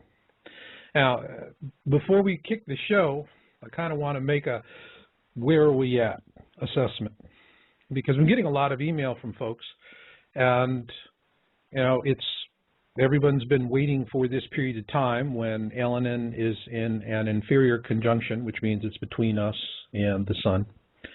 And the alignment has got folks concerned.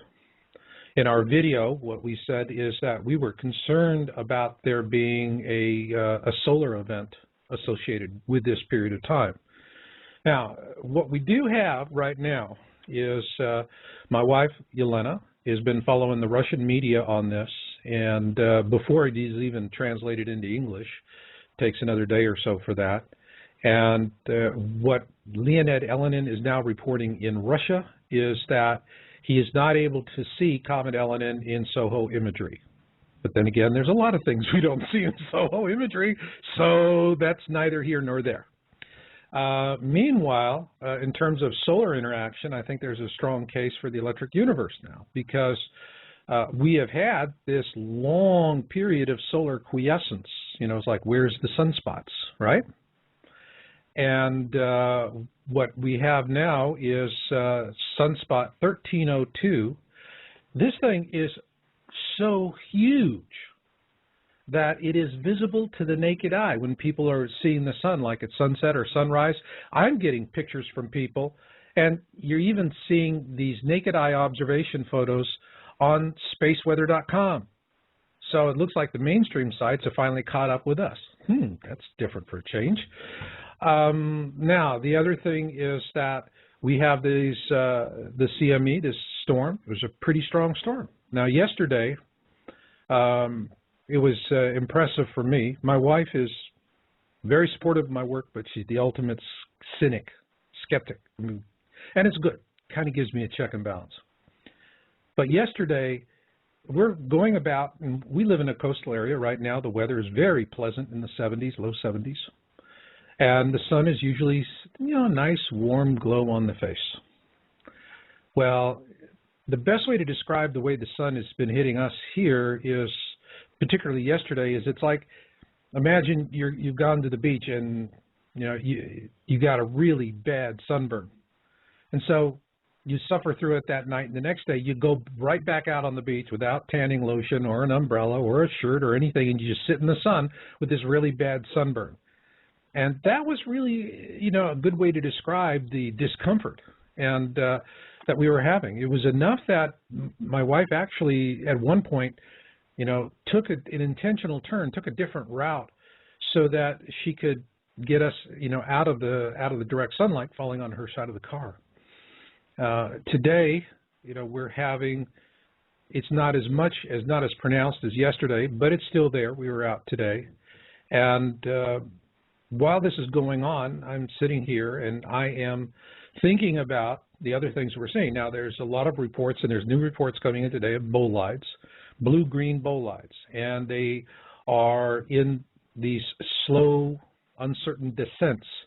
So it's strange. It's not where they're like objects that are coming in from space that are in a very steep angle of attack, and they just come in like a bullet. Wham! All right. We're seeing this stuff at high altitude, and it's slow. It's meandering, zigzagging back forth, and then falling. And it's blue-green. Well, we already know we've got space junk falling. We just had this bus-sized observatory that fell out of low Earth orbit. But I think there's a lot more stuff that's falling out of low Earth orbit, and they're not talking about it because, they don't want to talk about it. But these reports are coming in from around the world. They're not being reported in our mainstream media. But again, bolides, these odd fireballs in the sky with this shallow angle of attack and wavering. Well, where does the blue come from? You've got space junk. It is loaded with copper. Burn copper, you get blue-green. Okay? So, and plus whatever other exotic metals that they have in the space junk as it's falling. So I'm seeing all of this stuff, and I'm thinking, all right, at one point it's just like, let's just see what we see, and I'm tired of talking about it. I'm tired of the conjecture and all of the debate and nobody being able to get clarity on this thing. And, as a researcher, Bill, let me ask you, at some point you go, how many people really give a damn? I don't know. It's hard to say. There's there's millions of us around the world that are watching this sort of stuff, both with the WebBot reports and all the other information that's coming out, as well as what we talk about. Mm-hmm. But I think there may be literally billions of people around the world that just aren't discussing it, but they're paying attention to it. Well, I had a moment today where I actually saw an example of that. All right? Out with the wife again. And I figured, okay, she wants to go to the farmer's market. I'm going, well, let's see what the sun feels like.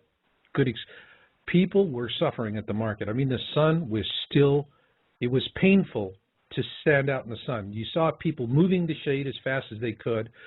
Saw all of the merchants, whatever little shade that they could get out of their awnings, they were under that shade.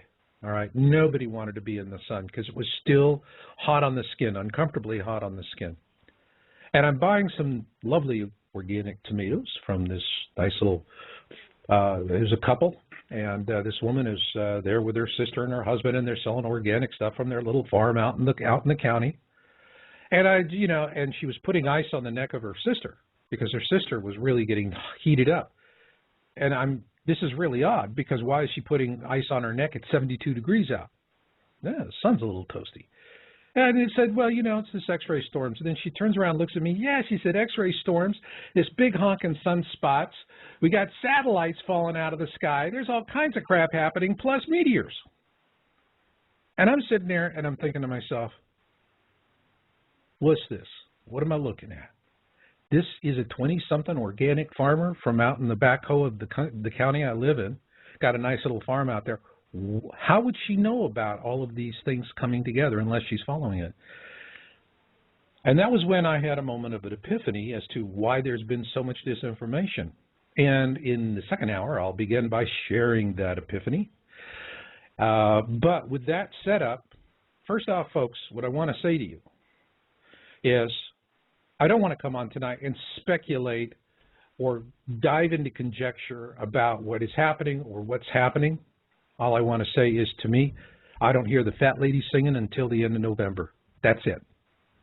I want to see us get through that dust tail, and then after that, I can't see anything else happening. Even with our forecast, assuming Elenin pops up again, but again, early November when we transit the dust tail, I'm still deeply worried about that. And as far as it goes for what's happened so far, frankly, it doesn't match exactly with any of the predictions I've seen from scientists or ourselves or anyone else. But one thing is very clear. In my mind, there is a solar connection between Elenin and Earth, because we're getting slammed with storms from a sun that hasn't had sunspots. 1302 is huge, many times the size of Jupiter, and if this thing merges up with the other two sunspots that are nearby, hell, Katie barred the door. That's it. We're in deep poodoo. So with that, what I am going to do in the first hour is we're going to have a role reversal here, and Bill is going to do the interview in the first hour with our guest Cliff and introduce the WebBot project and get into the report. And then in the second hour, then I'm going to step back in. And I think it's going to be fun. So in the meantime, I'll see you guys out in the chat room. Be nice. Okay, Bill, it's yours. Okay, thank you, Marshall. Ladies and gentlemen, I have the great privilege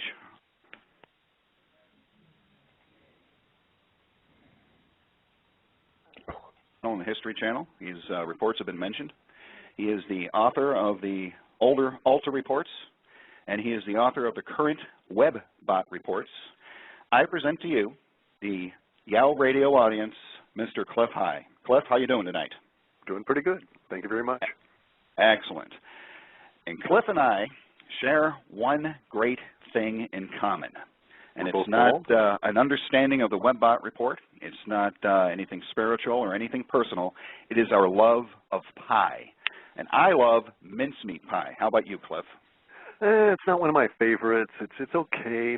I'm more of a fruit or a squash pie kind of a guy. So my favorite's actually, I think, Marionberry, followed very closely by O. Henry Peach. Oh, excellent. Excellent. Yeah, I actually happen to have some O. Henrys down there. They're going to go into a pie tomorrow. So that sounds good.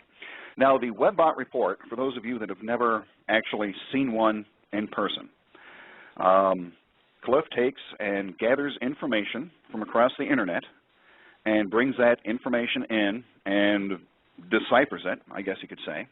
And the title of these things is as follows: Asymmetric Language Trend Analysis, Interpretation, and Predictions for 2011-2012. And that sounds like a mouthful, but I'm going to go ahead and let Cliff explain exactly what happens when he prepares these WebBot reports. So, Cliff, take it away and give us a brief explanation of what the heck the WebBot is. Sure. Let's throw in brief on that. Yeah, I can explain it thoroughly such that everybody would understand it, but it's going to take more than 35 words. So what I'll do is sketch broadly the operation of it. And basically, we operate on a theory that all humans are psychic.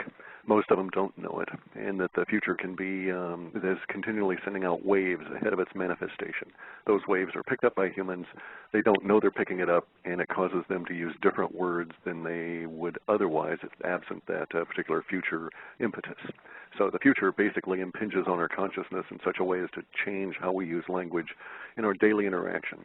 And I can get into the details, but it's not really pertinent. And basically what we do is we read vast quantities of public information. We don't read email. We don't read chat rooms as a rule. Sometimes we stumble into them, but as a rule we don't hunt them out or anything. And we take all this language and coagulate it down into the archetypes that are represented by the words.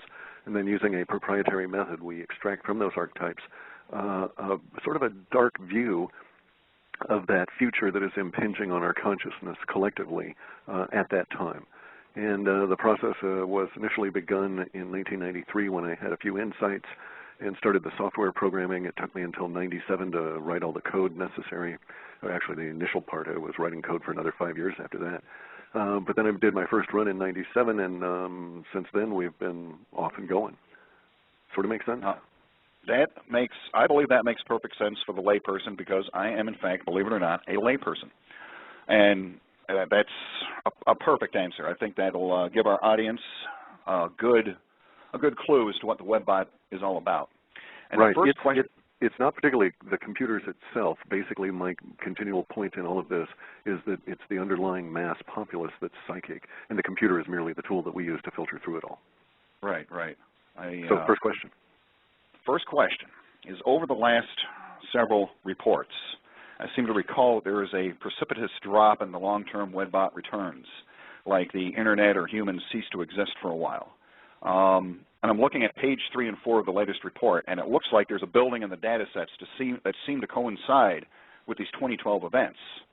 And it seems like the view of the WebBot's model space predictions move forward into the future predictions, specifically 2012, and you were seeing a data hole in 2012, and then it comes back online in 2013. Is that still the case? Are you still seeing that data hole? That's sort of a good description. What you need to understand is that the data hole that we'd perceived in 2003 was centered around 2012. As we got into doing our reports in 2005, the data hole was still in 2012, but we were closer to it. And as now that we're very close to the 2012, the data hole is still there, but it's because we're closer to it, it's ever so much larger. And so our issue at the moment is trying to see around it or through it, so to speak, to get at some of the longer-term data behind it. But basically your description is quite correct. We have a data hole or a hard wall or a hard stop or something that occurs in 2012.